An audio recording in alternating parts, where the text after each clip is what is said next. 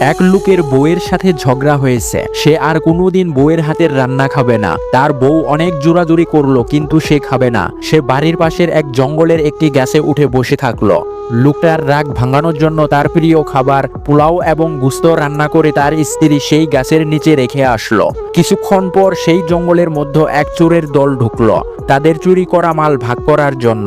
তারা বলল, কি ব্যাপার, পোলাওয়ের ঘ্রাণ আসে কোন জায়গা থেকে? তারা তা খুঁজে বের করলো। চোরের সর্দার বলল, সাবধান, এই পোলাওয়ের মধ্যে বিষ আছে। আমাদেরকে এই বিষ মাখানো পোলাও খাওয়াইয়া কে যেন এই ধন সম্পদ লুটে নিতে চায়।